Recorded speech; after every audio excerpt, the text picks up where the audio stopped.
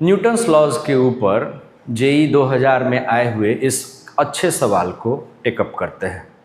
कहता है ये क्वेश्चन कि in the figure masses m1, m2 and m1, m2 and m are 20 kg, 5 kg and 50 kg respectively. The coefficient of friction between capital M and ground is 0. The coefficient of friction between M1 and M and that between M2 and ground is 0.3. The pulleys and the strings are massless. String is perfectly horizontal between P1 and M1 and also between P2 and M2. String is perfectly vertical between P1 and P2. An external horizontal force F is applied to mass M. और इसके basis पे question का first part कहता है draw a free body diagram of mass capital M clearly showing all the forces. ठीक है, तो ज़रा समझने का कोशिश किया जाए। अगर हम लोग पहले M2 को ले लें, इसका फ्री बॉडी डायग्राम बनाना सबसे आसान है। तो इस पे नीचे की ओर वेट लग रहा होगा M2G, फर्श के द्वारा नॉर्मल फोर्स N2, टेंशन दाहिने साइड और रिलेटिव मोशन को अपोज करने के लिए फ्रिक्शन F2 बाएं साइड लग रहा होगा। ठीक है, अगर हम लोग M1 को सिस्टम ले लेते हैं तो इस पे देखा जाए वेट नीचे की ओर लग रहा होगा, नॉर्मल फोर्स ऊपर की ओर लग रहा होगा, इस धागे का टेंशन बाईं ओर लग रहा होगा और फ्रिक्शन के बारे में विचार करने की ज़रूरत है। मैं ऐसे कहता हूँ कि अगर मान लीजिए कि यहाँ पे फ्रिक्शन नहीं था और हम लोग नीचे वाले ब्लॉक को पकड़ के खींच रहे हैं तो ऊपर वाले ब्लॉक के रेस्पेक्ट में नीचे वाला दाहिने मूव कर जाता। इसके दाहिने मूव करने की टेंडेंसी है, यानी इस पे फ्रिक्शन बाईं ओर लगेगा और इस पे फ्रिक्शन बाएं लगेगा तो इस पे फ्रिक्शन दाएं लगेगा। ठीक है, इस फ्रिक्शन का नाम हम लोग F1 दे देते हैं। तो M1 पे फ्रिक्शन का फोर्स दाहिने लगेगा। अब कैपिटल M पे लगने वाले सारे फोर्सेस को दिखाना है। यहाँ पे कैपिटल M का वेट लग रहा होगा नीचे की ओर, फर्श के द्वारा नॉर्मल फोर्स लग रहा होगा ऊपर की ओर। M1 पे ये जो नॉर्मल फोर्स N1 लगा है ये कैपिटल M ने लगाया था, इसका थर्ड लॉ पेयर N1 नीचे लगेगा। इस फ्रिक्शन F1 का third law pair small f1 पीछे के साइड लगेगा और इसके अलावा बहुत सारे टेंशन के फोर्सेस लगेंगे।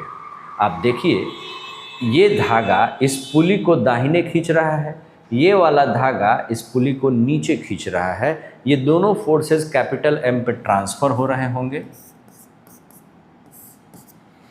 इस पुली को धागा का ये वाला एंड ऊपर खींच रहा है, ये वाला धागा का टुकड़ा इधर खींच रहा है। ये दोनों फोर्सेस भी कैपिटल M पे ट्रांसफ़र होंगे।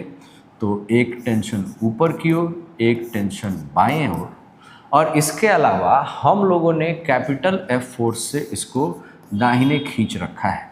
तो ये कंप्लीट फ्री बॉडी डायग्राम इस बड़े वाले ब्लॉक का बनेगा। लक अच्छा है हमारा, इसमें आप देखिए कि ऊपर का टेंशन और नीचे का ये वाला टेंशन कैंसिल हो जाएंगे, दाहिने का टेंशन और बाएं का टेंशन भी कैंसिल हो जाएंगे, यानी ये टेंशन के फोर्सेस आपस में कैंसिल हो जाएंगे। कोई भी टेंशन यहाँ सर्वाइव करने वाला नहीं है। ओके, तो आगे बढ़ते हैं। क्वेश्चन का सेकंड पार्ट कहता है let the magnitude of force of friction between M1 and M be F1। ठीक है, इसको मैंने F1 मान रखा है। And that between M2 and ground be F2, मैंने F2 मान रखा है। For a particular force F it is found that F1 is equal to 2F2। ठीक है, तो यहाँ पे जो F1 है इसको मैं 2F2 लिख लेता हूँ। यहाँ पे भी जो F1 लगा इसको हम लोग 2F2 लिख लेते हैं। तो कह रहा है फाइंड F1 एंड F2 और इक्वेशंस ऑफ मोशन लिखिए और कैपिटल F टेंशन और बाकी सारी चीज़ें निकालिए। ठीक है, तो फ्रिक्शन के क्वेश्चन में सबसे पहले हम लोगों को फ्रिक्शन का मैक्सिमम वैल्यू निकालना होता है। ज़रा आप देखिए, यहाँ पे देखिए, तो F2 की maximum value will be mu N2 mu 0.3 दिया है और नॉर्मल फोर्स से इसके वेट के बराबर होगा। m2 ये वाला ब्लॉक का मास 5 किलोग्राम दिया था, तो ये 50 हो जाएगा, यानी मैक्सिमम 15 का आएगा। इस फ्री बॉडी डायग्राम से F1 की मैक्सिमम निकाल लेते हैं, तो ये हो जाएगा म्यू n1, और यहाँ पे आप ध्यान दीजिएगा कि इसका वेट 20 किलोग्राम दिया था, तो अगर ये 20 है तो नॉर्मल फोर्स 200 न्यूटन का लगेगा, और ये 0.3 इंटू 200 यानी कि 60 न्यूटन का आ जाएगा। ठीक, तो अब ये क्वेश्चन कह रहा है कि किसी पर्टिकुलर फोर्स के लिए F1 is twice of F2। ठीक है, ये कंडीशन को हम लोगों को ध्यान में रखना है और फिर कैपिटल F और बाकी सारी चीज़ों के लिए सॉल्व करना है। चूँकि इन दोनों सरफेसेस पर फ्रिक्शन लग रहा है, मैं पहले ये अज्यूम करता हूँ कि फ्रिक्शन दोनों ब्लॉक्स को सब कुछ कोई को रोके रखने में सक्सेसफुल है। ऐसा हो सकता है कि नहीं, ज़रा देखा जाए। अगर सब कुछ इक्विलिब्रियम में रहता तो यहाँ पे T इक्वल टू F2 मिलेगा और यहाँ से T इक्वल टू F1 यानी कि 2F2 मिलेगा, और क्लियरली इक्विलिब्रियम तब पॉसिबल नहीं है। टेंशन F2 की इक्वल और टेंशन F2 के डबल के इक्वल एक साथ नहीं हो सकता है, यानी कि यहाँ पे रिलेटिव मोशन तो होगा। अगर रिलेटिव मोशन होगा तो फ्रिक्शन अपनी वैल्यूज़ को ऐसा एडजस्ट करना चाहेगा कि एटलीस्ट इन दोनों सरफेसेस में से कोई एक जगह रिलेटिव मोशन ना हो। ठीक है, और उसके लिए हम लोग इस क्लू पे ध्यान देते हैं। ज़रा आप नोट कीजिए कि F1 is 2 times of F2। अगर F2 खूब सारा भी लगे, ज़्यादा से ज़्यादा वैल्यू ले लेते हैं, तो इसकी मैक्सिमम वैल्यू 15 तक की ही है।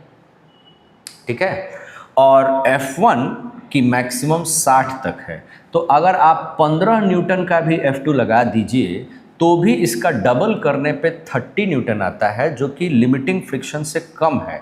यानी कि यहाँ पे F1 की वैल्यू जो है वो 60 तक जा सकती थी, और ट्वाइस ऑफ F2 होने का मतलब ये 60 तक नहीं गया है, ये मैक्सिमम 15 न्यूटन 30 न्यूटन तक गया है। और यहाँ पे no relative motion, static friction लगेगा, no relative motion with respect to capital M होगा। हम लोगों ने डिस्कस कर लिया है कि सिस्टम का इक्विलिब्रियम में रहना संभव नहीं है, और यहाँ पे अगर रिलेटिव मोशन नहीं हो तो पिक्चर काफ़ी क्लियर है कि तब यहाँ पे फर्श के अगेंस्ट रिलेटिव मोशन होना ज़रूरी है। ये आगे जा रहा होगा A एक्सेलरेशन से, और इनके बीच में कोई रिलेटिव मोशन नहीं है, तो चूंकि इस धागे की लंबाई कांस्टेंट है, अगर ये A एक्सेलरेशन से आगे जाएगा तभी ये भी A एक्सेलरेशन से आगे जाएगा, यानी इसका भी एक्सेलरेशन A ही होगा और M1 का भी एक्सेलरेशन A ही होगा। तीनों बॉडीज़ का एक्सेलरेशन सेम आने वाला है। ज़रा अब सॉल्व कर लिया जाए। यहाँ पे हम लोग सेकेंड लॉ लिखेंगे, तो T minus F2 is equal to M2A है। T माइनस, आप नोट कीजिए कि यहाँ रिलेटिव मोशन होगा, यानी फ्रिक्शन की वैल्यू 15 न्यूटन की लगेगी, मास इसका 5 किलोग्राम है। ठीक है, यहाँ पे इक्वेशन लिखा जाएगा, तो अब आप नोट कीजिए कि ये 15 न्यूटन का है, यानी कि F1 का वैल्यू 30 न्यूटन का लगेगा, और ये इक्वेशन है 30 minus T is equal to MA, और इसका मास 20 किलोग्राम का था, तो जोड़ देते हैं।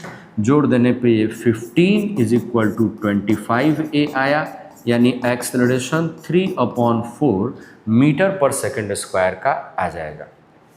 अब जब ये एक्सेलरेशन 3/4 मीटर पर सेकेंड स्क्वायर का आया,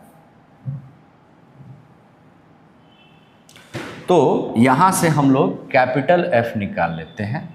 capital F minus 2F2 is equal to capital MA। 2F2, F2 15 newton का है, 2F2 30 होगा, मास इसका 50 किलोग्राम था, और एक्सेलरेशन 3/5 आ रखा है। ठीक है, 15 को 25 से डिवाइड किया तो 3/5 आने वाला है।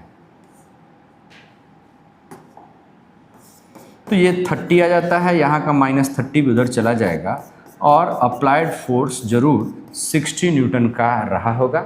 इस क्वेश्चन के बाकी पार्ट्स अब आप खुद से सॉल्व करके देख सकते हैं।